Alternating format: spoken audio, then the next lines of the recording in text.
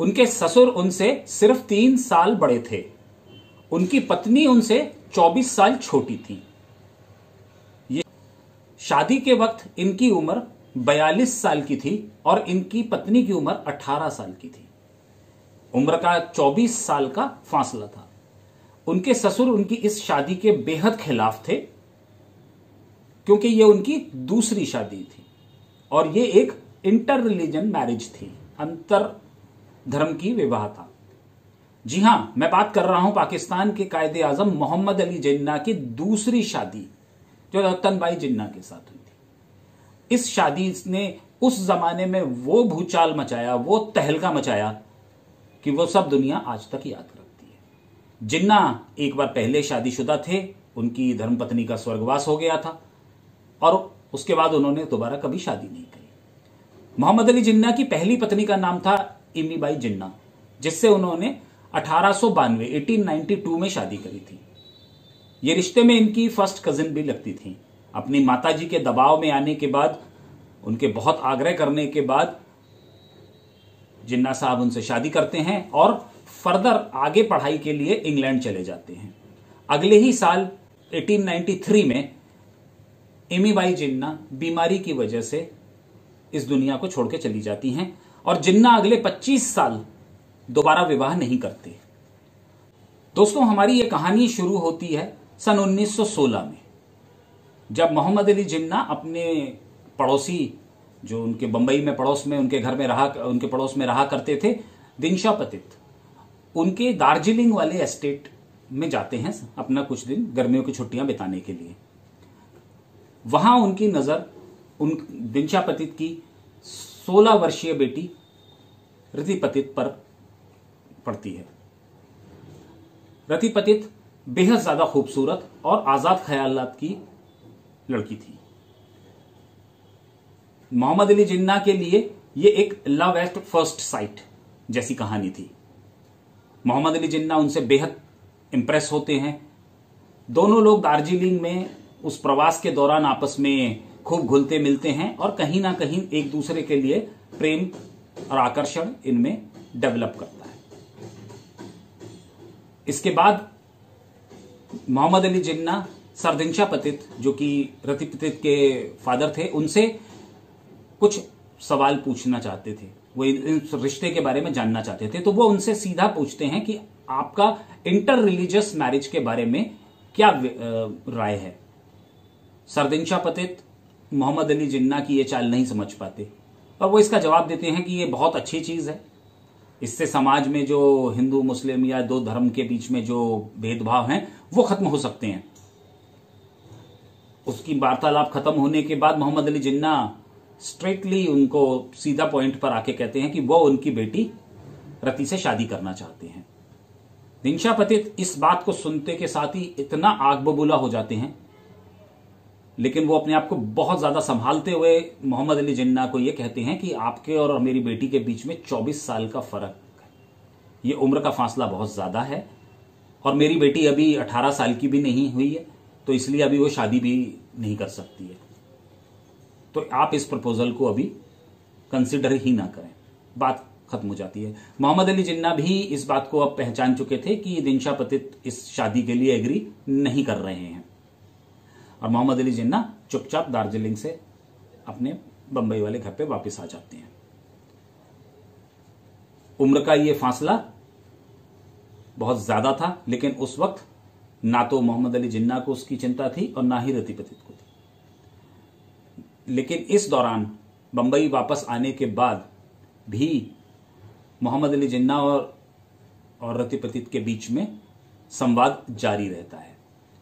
इधर इस बात की भनक लगते ही सर दिनशा पतित अपनी बेटी के ऊपर कड़े पहरे बैठा देते हैं और वो अदालत में एक केस भी फाइल करते हैं कि जब तक उनकी बेटी 18 साल की ना हो तब तक वो मोहम्मद अली जिन्ना से ना मिल पाए।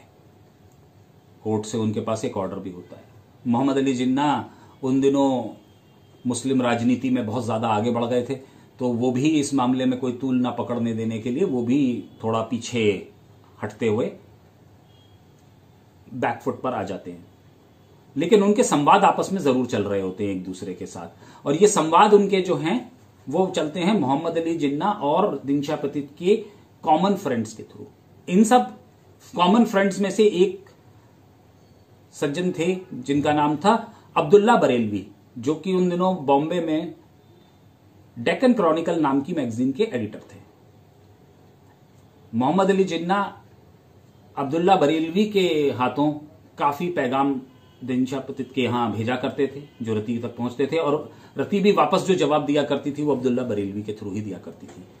जिन्ना, जैसा मैंने आपको अभी बताया कि मोहम्मद अली जिन्ना मुस्लिम राजनीति में थे और किसी तरह की कोई कंट्रोवर्सी वो नहीं चाहते थे, तो इसलिए अब्दुल्ला बरेलवी के थ्रू उन्होंने बहुत सा मुस्लिम लिटरेचर रति तक पहुंचाया और उनको ये कहा कि वो इस्लाम के बारे में ज्यादा से ज्यादा पढ़ने और समझने की कोशिश करें। ये 2 साल तक ये कोर्टशिप चलती रहती है। अब्दुल्ला बरेलवी मैसेजेस इधर से उधर पास ऑन करते रहते हैं और सारा का सारा काम चल रहा था। सब बातें होते होते 2 साल भी निकल जाते हैं और 20 फरवरी 1918 का वो दिन भी आ जाता है जिस दिन रति 18 साल की हो जाती हैं। दिनशा पतित इस बात को लेकर आश्वस्त थे कि उनकी बेटी का और मोहम्मद अली जिन्ना का अब मिलना जुलना नहीं रहा है, और उन्हें इस बात का जरा भी इल्म नहीं होता कि दोनों के बीच में अभी भी वार्तालाप किसी न किसी माध्यम से चल रही थी। दिनशा पतित अपनी बेटी के 18वें जन्मदिन पर एक बहुत बड़ा फंक्शन ऑर्गेनाइज करते हैं बंबई के ताज होटल में। हर नामी गामी आदमी फिल्म इंडस्ट्री से, उद्योग जगत से वहां पर मौजूद था। एक भव्य समारोह के बीच में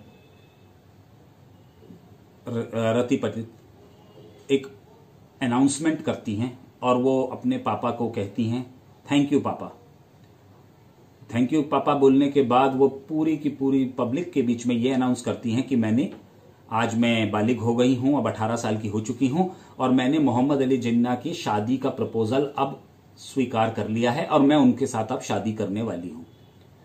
इतना सुनते ही तो जैसे उस फंक्शन में एकदम सन्नाटा हो जाता है, मानो जैसे हिरोशिमा नागासाकी के एटम बम गिर चुके हों। सारा का सारा खुशी का माहौल मातम में तब्दील हो चुका था। किसी को कुछ समझ में नहीं आ रहा था कि वो क्या करें। इनवाइटेड गेस्ट्स भी धीरे धीरे करके वापस वहां से निकलना शुरू कर देते हैं। सारी खुशी का माहौल एकदम बदल जाता है। दिनशा पतित तो जैसे उनको तो यकीन ही नहीं हो रहा था कि उनकी अपनी बेटी उनके साथ ये क्या कर चुकी है। वो उनको बहुत समझाने की कोशिश भी करते हैं, परंतु रति पतित इस बात के लिए बिल्कुल भी तैयार नहीं होती। वो माँ बाप की कोई बात नहीं सुनती और दोनों मिलकर के शादी कर लेते हैं। मोहम्मद अली जिन्ना मुस्लिम रीति रिवाज के हिसाब से रति से शादी कर लेते हैं और वो इस्लाम धर्म को कबूल कर लेती हैं। इधर पारसी परिवार, जो पारसी समुदाय था, वो दिनशा पतित से बेहद ज्यादा नाराज था। वो उनको एक अल्टीमेटम भी दे देता है कि अगर आपने शादी के बाद इनके साथ कोई समझौता किया, अपनी बेटी और इनके साथ कोई रिश्ता रखा, तो वो पारसी समुदाय से बाहर निकाल दिए जाएंगे। इस बात को लेकर के दिनशा पतित अब अपनी बेटी के साथ कोई संबंध रखने को तैयार नहीं थे और वो वहां से अलग हट जाते हैं। शादी ये जो की गई थी, ये पूरा एक निकाह का प्रोसेस था। मोहम्मद अली जिन्ना ने उनके साथ पूरा निकाह किया एज पर मुस्लिम रीति रिवाज। और इस शादी के बाद धीरे धीरे, क्योंकि उम्र का फासला था, टाइम पति पत्नी दोनों एक दूसरे को नहीं दे पा रहे थे। मोहम्मद अली जिन्ना अपनी पॉलिटिक्स में बहुत ज्यादा बिजी थी और रति पतित जो रति जिन्ना थी बन चुकी थी, तो रति जिन्ना एक बहुत आजाद ख्यालात की महिला थी जो किसी भी सूरत में बंधनों में बंद करके रहने वाली नहीं थी, क्योंकि उनकी परवरिश भी कुछ ऐसी नहीं थी। इन बातों को लेकर के पति पत्नी में तनाव होने शुरू हो गए। तनाव इतने ज्यादा बढ़ गए थे कि वो अब डिप्रेशन में चली गई थी। उन्होंने बॉम्बे हाउस, जो उनका घर था साउथ कोर्ट मालाबार हिल पर, उसको छोड़ दिया और वो अपनी छोटी सी बेटी को लेकर के ताज होटल में रहना शुरू कर दिया। 19 फरवरी 1929 को वो अपने होटल के रूम में इस कदर डिप्रेशन की शिकार हो गई थी कि वो अनकॉन्शियस हो जाती है, वो बिल्कुल बेहोश हो जाती है। उनको अस्पताल पहुंचाया जाता है और अगले दिन 20 फरवरी 1929 को, जो कि उनका 29वां जन्मदिन भी था, उस दिन वो इस दुनिया को अलविदा कह जाती है। वो मात्र 29 साल तक इस दुनिया में रहती हैं और फिर चली जाती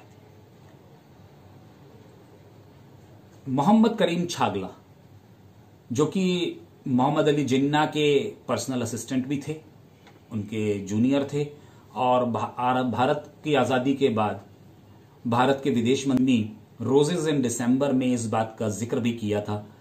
वो ये बात कहते हैं कि जिन्ना को केवल 2 बार पब्लिक में लोगों ने रोते हुए देखा। पहला वो तब देखा जब वो रति की जनाजे में जाते हैं, जो कि बंबई में, वहां पर वो पहली बार पब्लिक के बीच में इमोशनल होते हुए देखे गए। और दूसरा 7 अगस्त 1947 को, जब जिन्ना आखिरी बार बंबई को छोड़ के कराची जा रहे थे।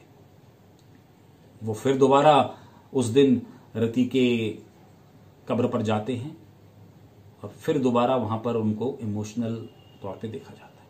बस केवल यही 2 इंसिडेंट्स थे जब मोहम्मद अली जिन्ना को लोगों ने बहुत इमोशनल देखा था।